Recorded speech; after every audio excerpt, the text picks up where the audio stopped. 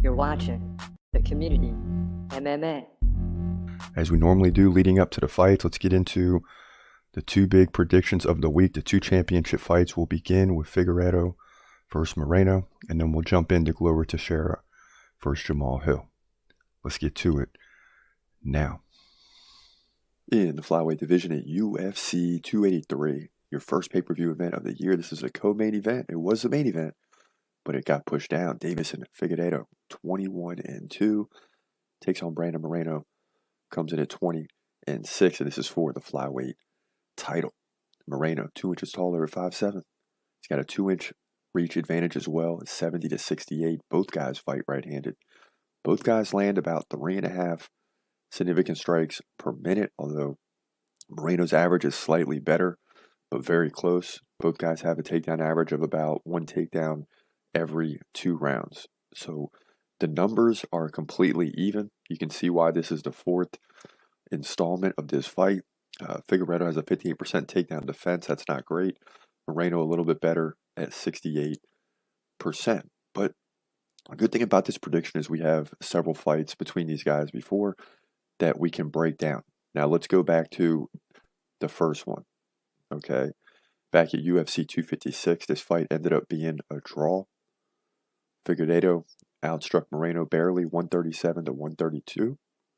But Moreno had 4 takedowns compared to 2 for Figueiredo. So a draw is not a bad, it was a majority draw. It wasn't a bad decision because when you look at the numbers, it's very close. You know, one guy led in significant strikes, the other led in takedowns. So very close. Then you get into the second fight. This is the one where Brandon Moreno came back and won. He outstruck Figueiredo 47-24, had 2 takedowns to 1, and landed the rear naked submission to win the fight in the 3rd round. And that was the only finish between these guys when they fought. In the 3rd fight, Deiveson Figueiredo came back and got the unanimous decision victory, but he got outstruck 105-86. However, he did have 2 takedowns to 1 over Moreno. Questionable decision, but it is what it is. So, all in all, these guys are 1-1-1 against each other. And sometimes you see these rematches and multiple rematches and things like that, and you question them. But this is the ultimate situation where guys should be facing each other 3 and now 4 times. Because, again, they both got 1 win, and they have a tie against each other. So it's completely even down the middle. Now, in the last 2 fights, keep note, Brandon Moreno dominated in significant strikes. Okay, takedowns were pretty much even, 3 takedowns apiece, but Moreno led in significant strikes. So that's something to keep an eye on in this fight.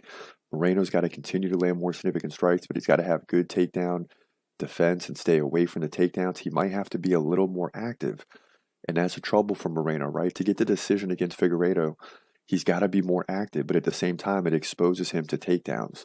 So it's a tricky field here that Moreno's navigating through, but I got to believe in him this time that he's going to get the job done. I have yet to see Figueiredo dominate him, but we have seen Moreno dominate Figueiredo. So that's what makes this fight very interesting. It really could go either way, making a prediction tough to, have good footing on, but I like Brandon Moreno. Number 1, I like the guy. Number 2, I want to see him win. And number 3, I think he can win. So in my opinion, Moreno wins this fight by decision, which is going to be the hardest way for him to win the fight.